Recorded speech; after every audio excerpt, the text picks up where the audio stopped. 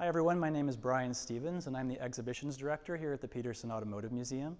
Today we're here on our Otis booth history floor, our third floor, to give you a little bit of a preview of some of the exhibits that we've been putting together for when we reopen, hopefully in the next few weeks. We've done something really special here on the third floor, something really exciting to me and something we've never done since the museum was renovated in 2015. This floor traditionally has been divided up into certain sections related to the history of the automobile. We had a Hollywood section, we had an area devoted to dream cars, customization, things like that. In looking for something really exciting to put together for our reopening, and also something that would not cost a whole lot to put together, we came up with the idea of doing a complete floor takeover. We've essentially eliminated everything that is normally here and replaced it entirely with a brand new exhibit on the history of the supercar. So I'm going to take you on a little bit of a walkthrough. Literally the entire floor is now the history of the supercar. We anticipate this exhibit being up for 9 months to a year, something like that. And I'm really excited about it. I think it's a really great comprehensive look at the history of high-performance automobiles, not just in the recent times, but also dating way back to the turn of the century. And we're going to start right here with the Lamborghini Countach. This is our introduction car. We picked this very specifically because in our minds, this is what defines a supercar. Even today, in 2020, this still is the definition of a supercar. It embodies everything that anybody who might attempt to define a supercar would use to describe such a car. Incredibly audacious design. This thing looks like it came, it's a spaceship from another planet. Really high price tag. Extreme performance, big engine, very exclusive and rare relative to other cars on the market. Not something that the average person could buy. And I think I mentioned it already, but just overall an audacious automobile in every way. It's not subtle, it makes you stand out, it makes you seem wealthier, it makes you seem more ambitious, it makes you seem more daring. It says as much about the car and its manufacturer as it does about its owner, which is a very important part of what a supercar is. This one in particular has some characteristics that really became elements of the supercar paradigm. For example, the way that the doors open in a very unique manner. Uniquely opening doors did not begin with this car. It goes back probably most famously to the Mercedes-Benz 300 SL Gullwing in the 1950s, but this is the first application in the more modern era to a car that is truly known as a supercar. And nowadays you can't produce a supercar without some really crazy way of having the doors open. It's part of making that statement when you arrive, hand your keys to the valet. And now we used to think of there being 3 or 4 key ways that doors could open, but nowadays it seems like there's 5, 6, 7, 8 crazy geometric means with which doors pop out and open and slide and twist and all that kind of thing. If you look at modern Koenigseggs and things like that, it gets pretty wild. But so this really sets up the supercar paradigm. For anybody from my generation, this was certainly the poster car. It's what you had on your wall as a kid, the thing that you aspired one day to have the means to own.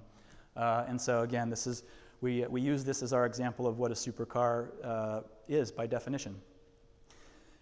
So once we've set that up, we're going to take everybody through a true full history of high-performance automobiles up until the year 2005. There's a very specific reason why we do this through 2005. Primarily it's because in 2005, approximately, the company Bugatti released a car called the Veyron, which took everything we thought was a supercar and elevated it just enough to actually create an entire new category of vehicle. And that's primarily because they had some incredible numbers associated with the car. 1,001 horsepower, over 250 miles per hour, and most importantly, $1 million or more. After Bugatti came out with that and had those specifications for the car, that became the new benchmark for all cars after that. It had to be 4-digit horsepower, it had to be 7-digit or even 8-digit price tags for something to truly be classified as a car in that echelon, and those became known and are still known today as hypercars. That subject matter and that time period from the Bugatti Veyron onward, we're going to address in a separate special exhibition beginning in the spring of 2021. So this exhibit sets us up for that one. So we jump way back here. We have our Benz Motorwagen, which in a way was the supercar of its day by default because it was the only car of its day. Certainly not fast by any means, but still the only means of motorized transportation at the time, and the starting point for everything that was to follow. So we did preserve 2 cars on our floor. The Benz Motorwagen, and over here we have our Smith. The Smith, given the time frame, this is the late 1880s. This illustrates that this is the year 1900. Cars hadn't really progressed a lot. There really wasn't such thing as a high-performance car during that 14, 15, 16, 17-year time period. Manufacturers were still just trying to build practical, functional automobiles. They weren't yet trying to build what we now know as supercars. This is, again, the year 1900. Down the middle of the 3rd floor here, we now begin our chronology of ultra-high performance cars. Now that we know what the foundations were. Now we're going to begin in the 19-teens, 20s, 30s, etc. Carry you through the 60s, where there was a bit of a transition in the definition of a supercar, and then we'll move to another part of the floor, and I'll explain what that transition was. So here, this pairing of cars, we're looking at the 1910s here, 1910s and 20s essentially. We're starting with the Mercer 35J Runabout. This car was considered one of the highest performance cars of the day, one of the most exclusive cars of the day, and it truly was a supercar of its time. It had exotic looks, although today it's hard to see that, but it had unusual exotic performance-oriented looks based on the fact that it was also intended to be a very capable race car, so its design reflects that it was intended for performance. It, along with the Stutz Bearcat, was regarded at the time and even today as really one of the ultimate cars, not just in performance, but in many other characteristics too, and truly was a supercar of its time. These also, in the mid-20th century, became so collectible that they almost sort of set the standard for high auction results and collectability of cars when one of these sold, I believe it was in the 1950s, for an extremely high sum of money, far beyond anything that had ever sold in the collector car market. And it sort of set a trend in a way for the values that collectible sports cars could attain at auction. Over here across the way we have our our Mercedes. Very key distinction. This is our Mercedes 2895. Again, as I mentioned here with the Mercer, there's a race connection, and that's a theme that continues through the teens, the 20s, 30s, 40s, into the 60s. It wasn't until the 1960s that we started to see cars that truly were supercars for the road, and that's it. They were not necessarily directly related to a race car. They weren't converted race cars or homologation specials, that sort of thing. There typically, earlier on, was almost always some kind of a connection to racing. And that's the case here. This essentially is a road-going version of a race car that Mercedes built that raced at the Targa Florio races very, very successfully. And also, because it was set up for racing and has racing in its roots, was one of the most high-performance cars of its day. Its body style, its imposingness also made it one of the most exclusive and spectacular cars of its day. If you owned one of these, you were definitely on top of the world.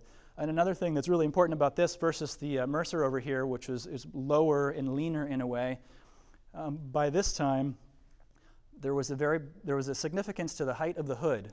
The height of the hood indicated a very large engine, which gave the impression, even regardless of the actual size of the engine, it gave the impression that you had a car with a very fast, very powerful engine. Therefore, it gave you a sense of status. Very often, cars with very high hoods truly had very, very large engines, which was the case with this one. The Blitzen Benz from 1910 is a good early example of a race car, in fact, that had an incredibly tall hood, reflecting the power of its engine, and that in a way kind of set the trend for the design of cars to have tall, long hoods reflecting the power inside of them. But again, we're still in the teens, 20s here, so the cars are still angular. That's an important thing that shifts as we move into the late 20s, 30s, and beyond. Here we're in the 1930s, essentially, 30s, 40s, I guess technically, thinking of the Delahaye over here. Duesenberg, an American car with hundreds of horsepower, known for celebrity ownership, easily the most powerful car that somebody could buy, at least in America in its day, although there were cars being built in Europe of extreme power as well. In some ways similar to the Mercedes that we just looked at, in that it has some elements of early 1910s cars left in its design. However, it's become a lot more streamlined, a lot more curvaceous. Still has the very, very large, tall, long hood, indicating extreme power, which was accurately reflective of what was underneath. Although this isn't the most powerful Duesenberg model, this is in fact a supercharged example, which, even though it was not the most powerful Duesenberg, still was among the very most powerful cars that could be acquired anywhere on the planet in the 1930s, in the early 1930s in this case. This one, as I mentioned earlier, commonly owned by celebrities, also kind of set this idea that an automobile was something of a status symbol, and that the aesthetic qualities and the performance qualities of an automobile are something that could elevate somebody's status in society, which is an important aspect of supercars all the way to the present day. People don't buy them to go drive them in the dark away from the population. You buy them to be driven and be seen by others, so that you are held in high regard by all of those who see you. And that's something that definitely was present back in the 1930s with the Duesenberg. The engine in this, racing roots, the technology behind the engine, very much rooted in racing as well. So although this is truly a road car, still a connection to racing in the technology and the engineering behind what gave it so much power. Over here, this was a car originally built in the 30s and then rebodied in the 1940s, again, in a very important connection to racing. This actually is a race car. It's a Grand Prix car underneath there in the true Grand Prix sort of paradigm of the era. A beautiful sort of tubular, open wheel type car.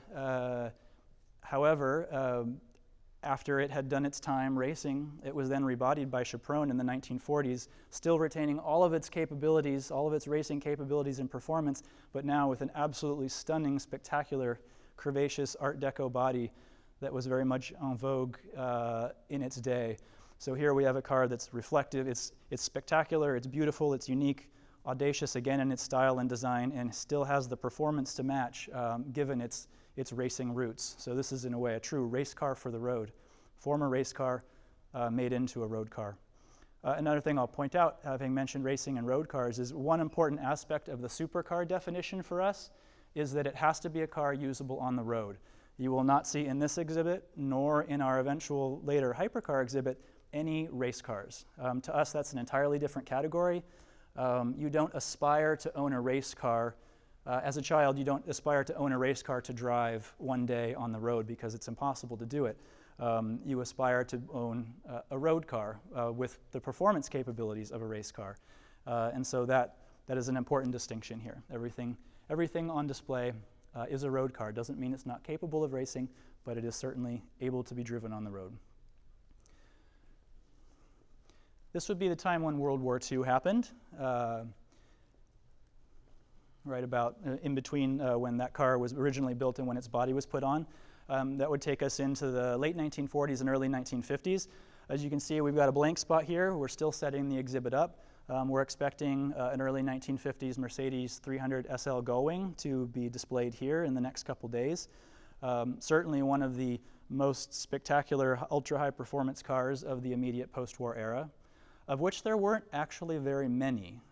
Given the devastation of World War II in all parts of the world, whether it was physical devastation or just resources being depleted, it took quite a bit of time for car manufacturers around the world to ramp up production and get themselves on a good footing to be able to produce ultra-high performance cars. So late 1940s, you had the introduction of the Jaguar XJ220 was a good example. Beautiful car, extremely capable and high performance. Debatable as to whether it might be considered a supercar, but that was certainly a good example of a high performance car in the immediate post-war era. You had Allards, a number of other not quite supercars, but high performance sporting cars. But it wasn't really until the 1950s where we started getting more into the true exclusive ultra high performance cars that we might consider supercars of their day. Again, the Mercedes-Benz, which will be here soon, perfect example. Just incredibly high performance for its day, and also very importantly, those gull-wing doors, they were devised and engineered by necessity because of the sizes of the sills of the car. However, the aesthetic of the gull-wing doors became so synonymous with the car and its exclusivity and its performance and everything about it, that whole concept of having a very unique way of entering and exiting a car carried on, and again was picked up by Lamborghini later on, and is certainly an essential part of any supercar today. Ferrari came into being in 1947, at least in the form as we know it today. And Ferrari is probably the most prolific producer of cars since its, well, in the second half of the 20th century, and probably the best known manufacturer of supercars consistently. There are certainly many, literally hundreds of manufacturers of cars that could be considered supercars, but Ferrari, that's their business, is making supercars almost from day one. This example might not look super because it's small. However, it's incredibly potent. It has a V12 engine on it, a V12 engine in it. This Barchetta is an entirely original condition, so we're very happy to have it in our collection, and really represents kind of a starting point for very, very high performance Ferrari road cars. Ferrari did, again, like many other companies, got its start in racing, but by this time they were transferring their racing technology into cars that could either be raced or driven on the road, or in some cases cars that were purely meant for the road, but in all cases spectacular aesthetics, spectacular performance. So a good starting point for Ferrari, although this was a few years into their existence. We'll move on to the 1960s, where things started to take shape a little bit more in terms of what we would eventually consider a supercar today. Race connections remain, however. We've got another Ferrari over here, just keeping with the Ferrari theme. I think anybody who knows the history of the automobile would agree that the Ferrari 250 GT, or the 250 series, was certainly one of the most significant in all of history related to high-performance automobiles. Many varieties of 250 GT and of the 250 model were produced, an almost mind-boggling variety of designs, of body styles. But universally, in just about every case, they were an incredibly high-performance car. The ultimate example, of course, would be the 250 GTO, still regarded as possibly the greatest performance car ever built, with the exception of one that we'll probably get to in a little bit here. This example is an interim model, marked the transition from the 250 to a subsequent Ferrari model. It's an incredibly rare example, one of 7 built, and perfectly representative of the just absolutely stunning style of Ferrari GT cars of the era. Again, rooted in racing, capable of racing, also just as suited to driving on the road, driving around Italy on the Amalfi Coast, and looking absolutely spectacular while doing so. And on the opposite side, we have our Jaguar XJS. We're pretty well known for this car, formerly owned by Steve McQueen. Racing connection yet again. This is essentially the road-going version of the D-type race car built by Jaguar. Beautiful roadster, small, capable, nimble roadster. It might not look super or extreme, however, it has all of the performance capabilities of the D-type race car underneath that beautiful body. And so, combination of high performance, lightweight, small proportions made this an absolutely incredible car of its day. Apparently, we've been told it was Steve McQueen's favorite car of the many he famously owned and drove around Los Angeles.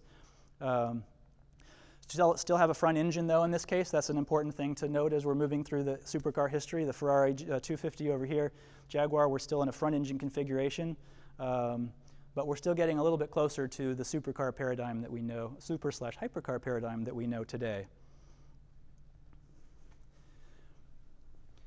Moving on here to this section, we're still in the 1960s. There's a reason why we have 4 cars from this era, and that's because this is when the market really started to get saturated with ultra-high performance cars. Really a wide variety of them were available at the time, as opposed to just immediately after World War II when things were a little bit sparse in that manner. By the late 50s, by the early and the mid-1960s, there were quite a few options if you had the means and to purchase such a car and had an interest in owning a high-performance car. On this side here, we have the Shelby Cobra, a very well-known story. This is the 427 version of the Cobra, which of course the highest performance version, with exception of a couple of small specials, a couple limited production specials, but in terms of reasonably sized production, this was the highest performance, and it's my understanding this was the most powerful car available of any kind, road-going car that is, in the United States at the time that it was released. Absolutely astounding performance specifications. Still in the British roadster sort of paradigm, like the Jaguar XJS, and even in the small Italian Barchetta type style. We still have a small open roadster type car. We're not quite in the supercar paradigm yet that we know today, front engine, etc. But by now our power levels are up to the absolute extremes, and that's something that really became absolutely crucial moving forward. You didn't just want to have a beautiful body or just a big engine, but you actually had to produce really extreme amounts of power if you wanted your car to be considered a true supercar. Across the way here we have our Ford GT40 Mark III. Yet another connection to racing. This is one of 7, the Mark III that is one of 7, or the Mark III was built in a quantity of 7, and that version is the road-going version of the GT40 race car. Not the only road-going version. Ford built some road-going versions of the Mark I as well, but this was the only Mark or series built entirely with the intent of all of the examples being exclusively for the road. Again, one of 7. This project was a racing project. Again, that story is very well known, especially now with the Ford versus Ferrari movie out. Very, very capable of car, very capable of winning Le Mans, in fact, spectacularly and repeatedly. So certainly one of the highest performance cars, the most capable cars of its day. In a road version is an absolute perfect combination, also exclusive, one of 7 again, or 7 built. In terms of supercars from the mid-1960s, it really doesn't get any more super than this. And at this point, we're going to transition to a new gallery, so we're going to walk backwards here a bit. I guess we'll kind of walk back through the cars that we already made our way through. All right, so we're going to pick up our chronology here, still in the 1960s, with a very, very important car in the history of supercars. This is the Lamborghini Miura, introduced in the 1960s and built into the 1970s. This is the car that most automotive historians and most people who are familiar with automotive history would regard as the first true supercar. Although the word supercar was first used in the early 1920s in an advertisement for a not-so-super British automobile called the Ensign, this is the first car that, during its time, that word started to be associated with the vehicle as a word that was describing a car of the qualities that we now would consider to be a supercar.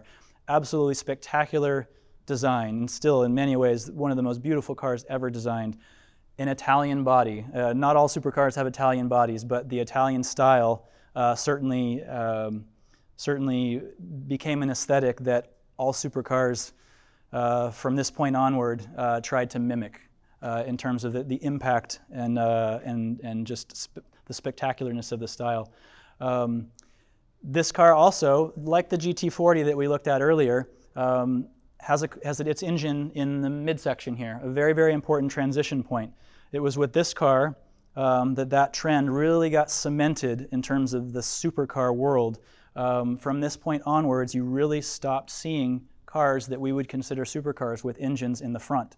And even today, it's very, very rare to see a car with the performance specifications and the other qualities that we would assign to a supercar with an engine anywhere but in this position.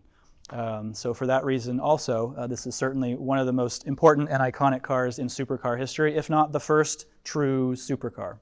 That's why we have it set here in a different gallery as the starting point for the remainder of our chronological tour through the history of the supercar, ending in 2005.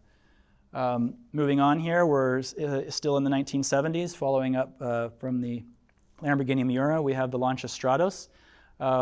We've talked a whole lot about cars that were rooted in racing and were road versions or were somehow connected to racing indirectly. This is a prime example of that. Unlike the Miura over here, which was a road car for the road, it was not a race car by any means, but was built to be an absolutely exclusive and spectacular road car. This was a race car, but this is the homologated road version of the race car. Very, very rare. Unlike most race cars we've talked about though so far, this car was a rally car and was particularly capable in off-road racing or in rally racing that was a combination of on and off-road racing. It really sort of surprised a lot of people when it came out, and everybody was able to see the absolutely astounding capabilities of this car when rallying, and it became an absolute icon and is still regarded to this day as one of the most amazing rally cars ever built. The road version of it, certainly one of the rarer cars out there in the supercar world. Again, has all the capabilities, extreme capabilities of the rally version, and I suppose you could rally it if you wanted to, but licensable and drivable for the road certainly would confer upon its owner a certain degree of status and daring, given its very, very unique racing-oriented aesthetic. A really, really spectacular car, and we're excited to have it. Moving on, we have our BMW M1. This was BMW's attempt at the time, and really the beginning of the M motorsport division at BMW. This was an attempt by BMW at the time to build a supercar of the likes of Lamborghini, Ferrari, etc., something that would compete at that echelon in the market with that nature of car. The engine back behind the seats again in the mid area, that general aesthetic that was first established by the Lamborghini Miura, but very, very Germanic. Here we start seeing the angularity of the body that was typical of this particular time period, but still following the paradigm set by the Miura earlier. It wasn't necessarily the success that BMW hoped for. However, its rarity, its beautiful aesthetics, the fact that it's a BMW have made it a true icon in supercar history, and it's certainly an incredibly collectible car, very much sought after. I'm told that this is one of the most original, if not one of the only completely original M1s in existence, 100% untouched from the factory, which is pretty spectacular. Moving on, we have our Ferrari Testarossa. I think to many people, at least from my generation, in addition to the Countach, this would probably be the epitome of a supercar. And in this case, it's not necessarily because of its performance. Ferrari had higher performance cars available when this one was available. In this case, it was more about aesthetics, and really it came down to the design and these strakes, as they're called, along the side. Massive air intakes. The air was necessary for cooling. And so they came up with this solution, and as a byproduct of that search for a solution to cooling, they came up with this really, really unique aesthetic that just set the car so much apart from literally anything else at the time. Everything else somehow looked plain when it didn't have big air intakes like this. And that's something, again, that you see even in super and hypercars of today. The intake of air and the structures used for the intake of air become a very important part of the aesthetic of the car, and they're often emphasized and dramatized to become a really prominent part of the aesthetic. And I think we have this car to thank for that. In some ways, it's actually a very subtle design beyond that. It's just a very simple and elegant design, still a very desirable car, and an icon of its own.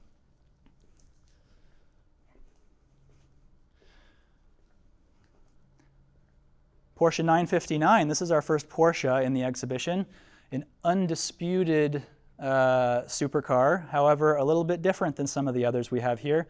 959, very obviously derivative of the Porsche 911, which the Porsche 911 was truly its own thing. It wasn't derivative of anything else, it wasn't related to anything else. It was a Porsche 911 designed to be a car that could do the most with the least, the most efficient possible packaging, as is descended from its 356 predecessors, which had the same thinking behind them.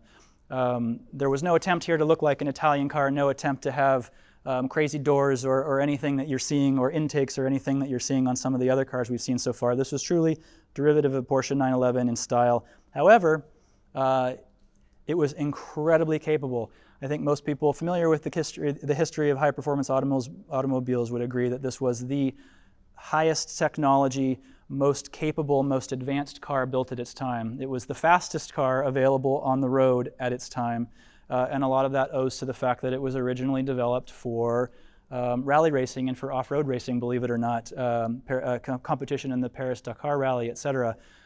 This was the eventual road-going variation on that, so in a way similar to the Lancia that we looked at earlier. Four-wheel drive, it had just incredible statistics associated with it. Its capabilities on and off-road were second to none, and it is still an incredibly revered car even today, and one of the most respected and desired of all Porsches ever built. And this, in fact, is an S model, a 959S, which is even more potent than the typical 959 and even rarer still. A very, very small number of them were built. Sticking with the Porsche theme, over here we have our roof CTR Yellowbird, which again, it looks like a Porsche because it is a Porsche. In this case, it's a bit of a different situation though. Over here we have a Porsche that was a 911 in its sort of roots that was redesigned in order to be incredibly capable in terms of performance and racing performance as well.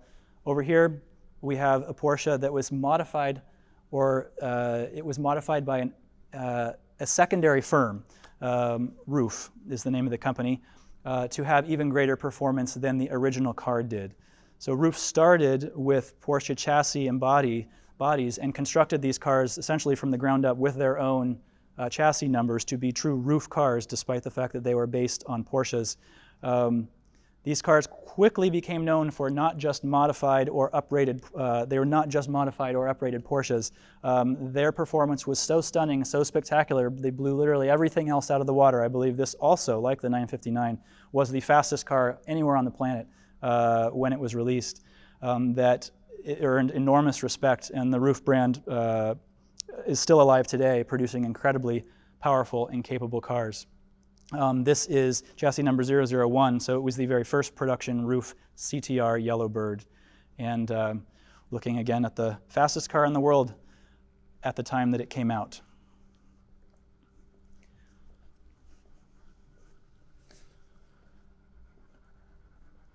Here we have our Acura NSX, or Honda NSX as it's known elsewhere.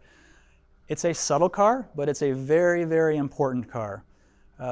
This car was built in Japan, obviously, by Honda, as they looked to produce a car that had the performance characteristics of many of the Italian and German supercars that we've already been discussing, Ferraris, etc., or even Porsches from Germany. However, they wanted the car to be usable. They wanted it to be the first truly usable supercar. Not only was the car, in the end, incredibly capable, but it had a level of comfort and a level of drivability that was like nothing that had ever been built before. It was a perfect marriage of everyday road usefulness, or everyday usefulness on the road, and extreme performance. It had some of the visual characteristics of supercars of the time and from prior times, with the air intakes and the wings in the back and things like that, but it still was a little bit on the more subtle side, so that it would be appealing to people who weren't necessarily looking for the Lamborghini Countach level of audacity. So wider appeal, wider usability, but still extreme performance. And it succeeded very, very well in all of those things.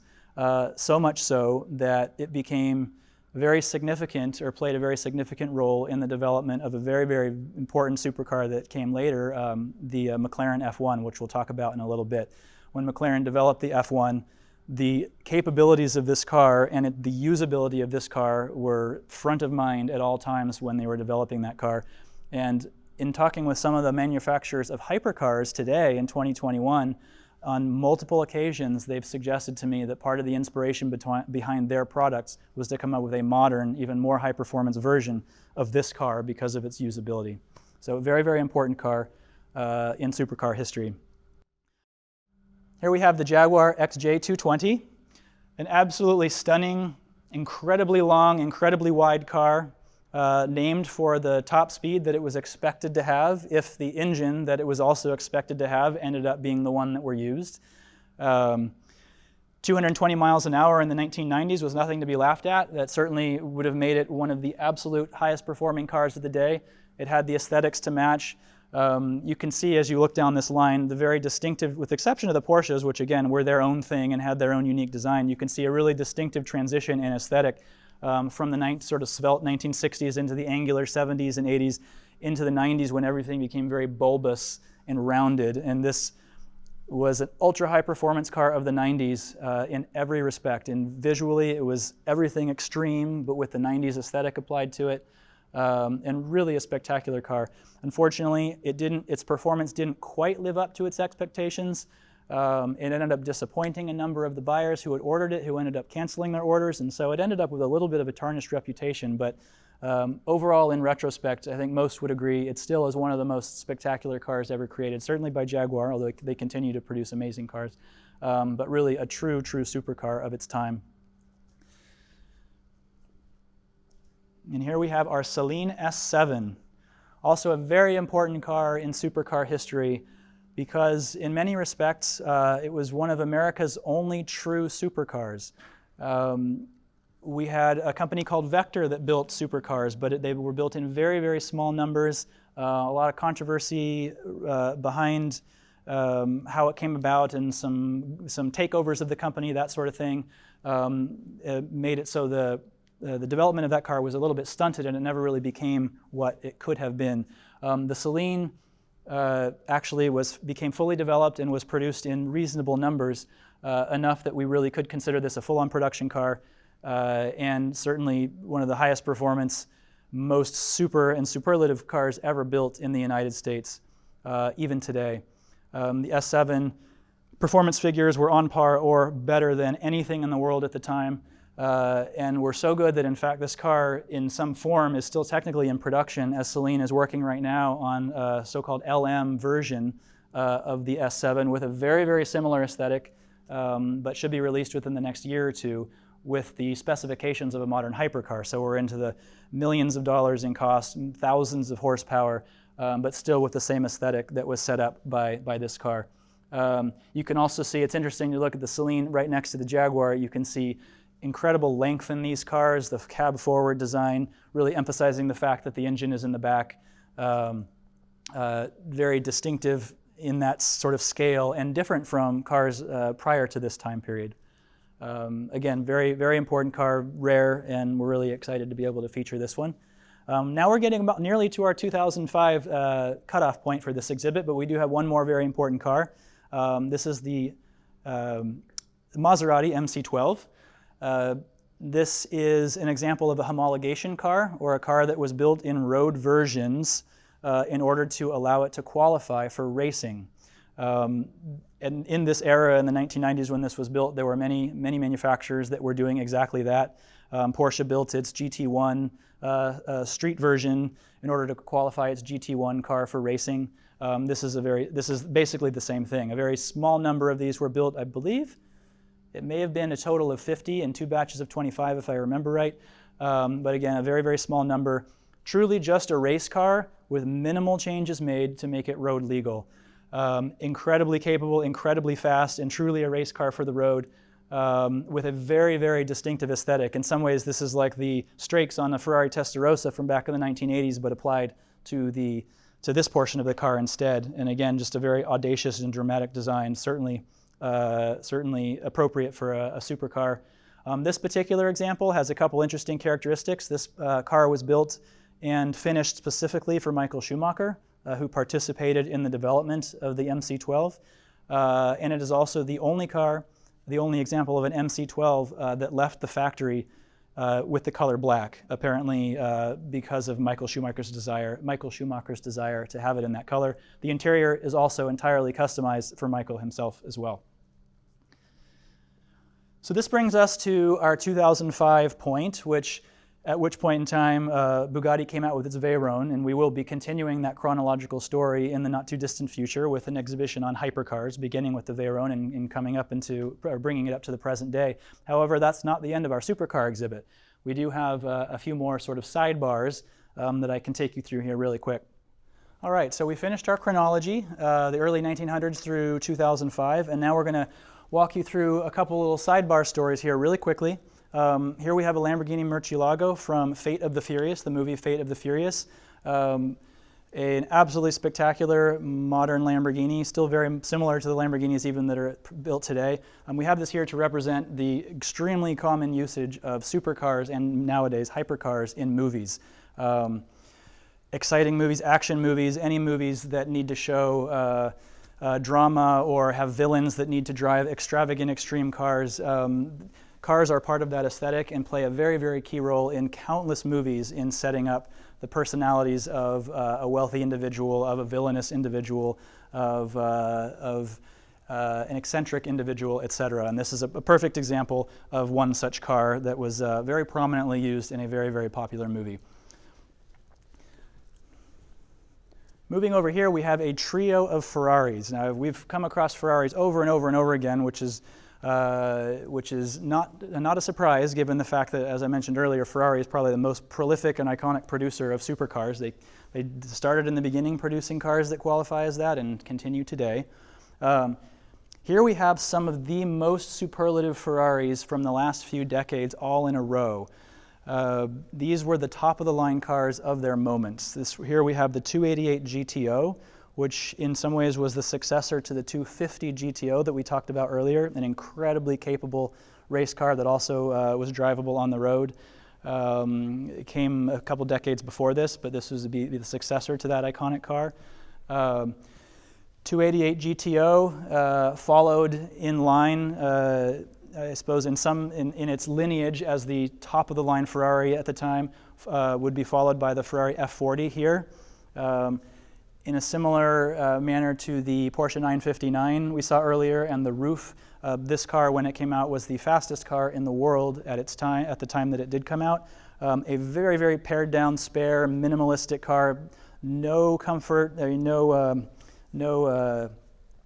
effort made to create a luxurious cabin. It's all about speed, power, and image with that spectacular body. Back here, we're skipping over a car that is very similar to this one. The true successor to the F40 was the F50. In order to cover a little bit more time, we have the Enzo, another absolutely spectacular car, designed actually here or by a graduate of Art Center College of Design in Pasadena. A truly spectacular car and the predecessor to the Ferrari LaFerrari, which came after it, one of the trio of very important hybrid hypercars that came after this era. So Ferrari we have represented in a special little feature here because Ferrari is as significant as it is in supercar history.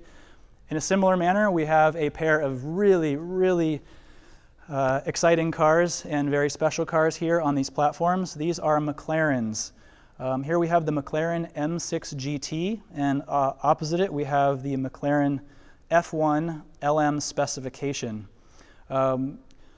McLaren now is a household name. They make a pretty wide variety of absolutely spectacular hypercars, all of them superlative in every way, and really all of that can be traced back to this car, the M6 GT. This wasn't the very first M6 GT, which Bruce McLaren himself famously owned and drove. This was one of the very tiny number that were produced immediately after that.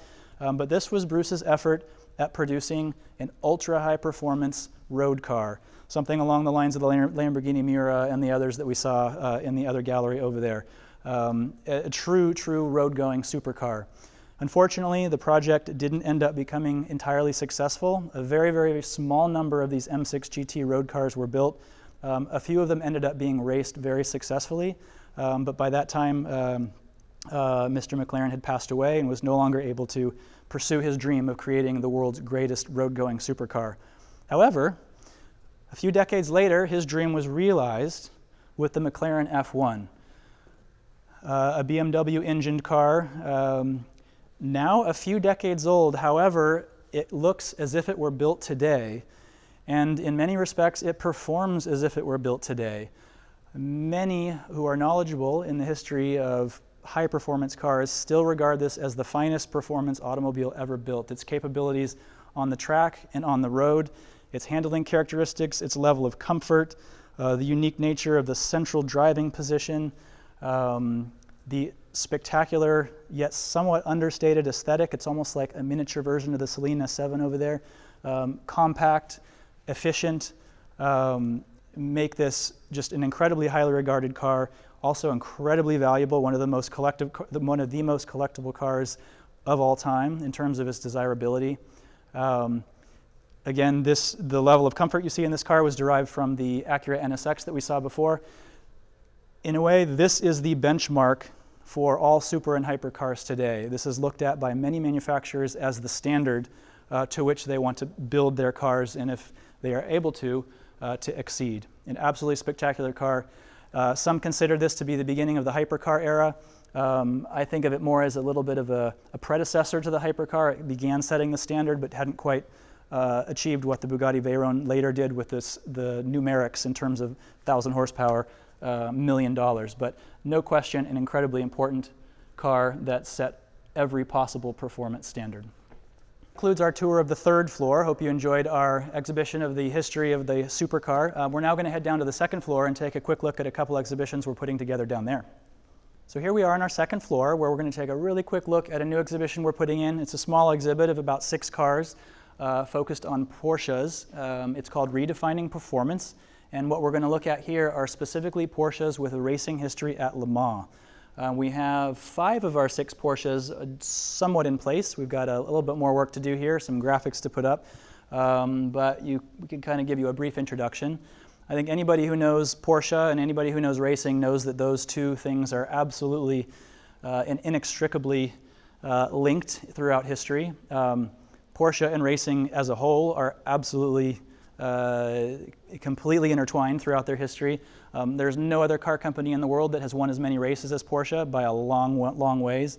The very first Porsche ever built after the Porsche company came about after World War II started racing immediately and with a reasonable amount of success.